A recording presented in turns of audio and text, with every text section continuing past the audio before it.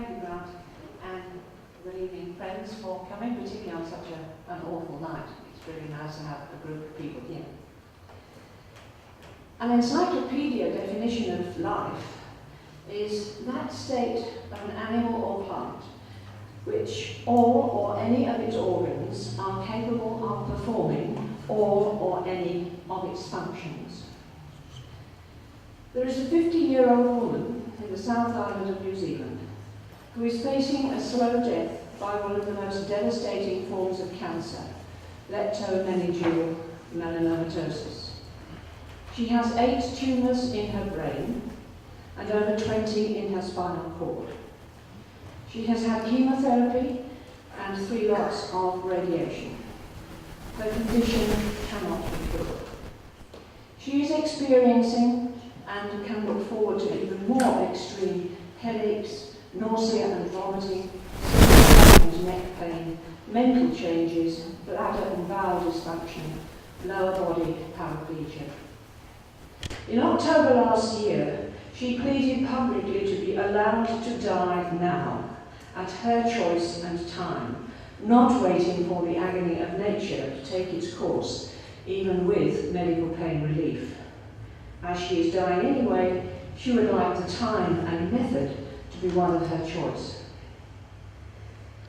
Most of us would find life intolerable if we were unable to make choices on how we choose to live our life. Most of us understand that choices in life are influenced by the rules and legislation of the society in which we live. But generally, as long as we do not break the law or harm other people, we have choice and control over our life, except at the end. As our life comes to that end, and we may be suffering uncontrollable pain and anguish, we should be able to choose to end our life with the assistance of the medical profession. In New Zealand today, that choice is forbidden by law, and anyone who does take part in helping a person to end their life can be arrested and imprisoned. Witness Evans Mott and Sean Davison. Under the current legislation, a doctor who agrees to his patient's pleas for release from unbearable suffering is guilty of crime, killing a person. But killing someone is normally done without the consent or knowledge of the victim. Research in New Zealand, Owens and Mitchell, 2004, has shown that some doctors in New Zealand do this already. It's called mercy killing, where they increase the dose of morphine to end the suffering. Generally, they consult the patient, but not always. So, mercy killing and voluntary euthanasia are a crime in New Zealand. In some countries, however, as Grant has shown, it is not. If the patient has requested medical assistance to die, if a patient finds their physical condition is unbearable to them, they can seek relief and medically assisted dying by accessing the legal procedures for this. In other words, they have choice at the end of their life. In many countries, unbearable suffering is alleviated for many months or even years by the excellent palliative care available in these countries, and this includes New Zealand. Those of us who are in favour of end-of-life choice have nothing but respect, admiration and gratitude for the amazing work that the palliative care teams and hospices achieve in New Zealand. Sometimes palliative care can lead to death, when the body can no longer sustain the level of drugs necessary for pain relief. This is called the secondary effect, and the medical team accept that this can happen. Before this happens, the patient may plead to be allowed to die with peace and dignity, but to no avail. The medical team cannot do this, even if they have the compassion to do so. Let me pose 2 scenarios. A medical team has accepted that there is no more curative treatment possible for the patient, and so this treatment is withdrawn, and palliative care only continued. The medical team have accepted that death is inevitable and leave it for nature to take its course, and the patient dies. In scenario 2, the patient legally requests instead of letting nature take its course, she is to be given medical assistance to die, and the doctor agrees to do that. The outcome, death, is the same. We are often reminded of the supposed sayings of Hippocrates, "First do no harm." In which of the scenarios above has harm been done to the patient?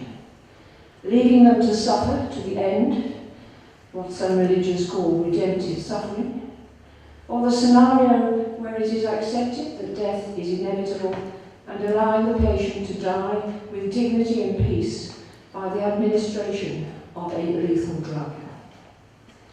And in which of the two cases is compassion demonstrated?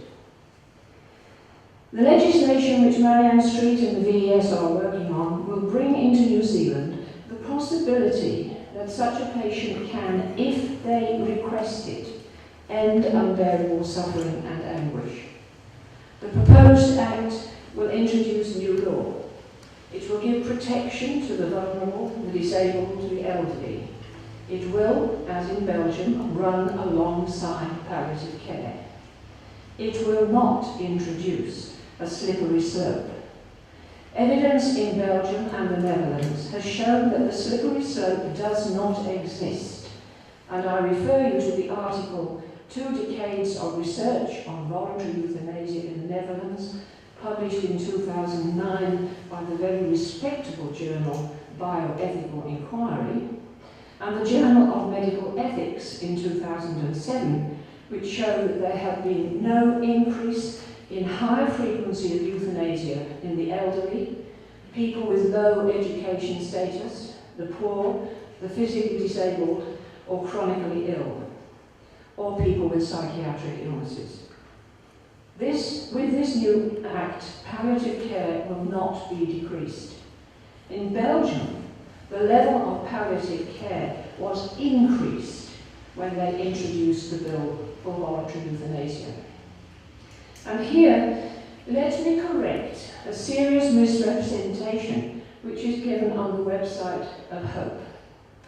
At the end of their section on the need for palliative care, there is a statement: "It will come as no surprise to learn that Holland, where euthanasia and assisted suicide has been practiced for decades, that they have one of the lowest numbers of palliative care deaths per capita in Europe."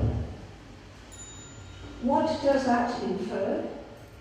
That Holland is lacking in good palliative care because of medically assisted dying? That they have given away palliative care? Far from it. It is unfortunately a common example of the anti-VE lobby that of twisting the facts and into false reporting.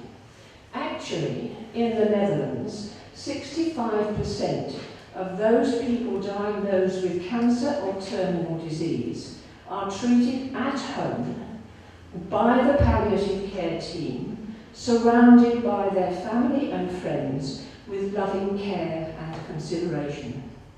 When, if the time comes that they wish to be released from their anguish, they are given the lethal drug at home, again surrounded by their family. The Netherlands now has the third best palliative care in Europe, and I refer you to the New England Journal of Medicine 2007 and the Journal of Palliative Medicine 2008. From the Journal of Medical, yes, I now finish with two extracts from a couple more medical journals. From the Journal of Medical Ethics 2008, unbearable suffering ultimately depends on the experience of the person who is suffering, and hence is an individual matter. What is still bearable for one person may be unbearable for another, something a physician can hardly assess and should be left to the judgment of the patient. That from the Journal of Medical Ethics. And finally, from the Annals of Internal Medicine 2000, a physician in Oregon who had originally opposed their assisted dying act, but in the end gave the lethal drug to a 29-year-old female. He said, "She had the right to choose, and the Oregon state allowed her to act on that decision. Her family and fiancé were willing to displace their own need to have her with them, with her need to be gone. I must do the same. And I have redefined intolerable suffering. I now believe that it may occur in ways quite different from those we as physicians normally consider, and that intolerable suffering is best defined by the patient. My patient was suffering in the core of her being. Her dignity, her self-esteem had been stripped away. The vitality of her life had passed. Her life, as she defined it, had become futile." And finally, as Baroness Warnock in the United Kingdom has said, "Nothing prevents death, but the government need not force on the dying an unwanted, unnecessary indignity, family trauma, and legal confusion. It should listen and legislate."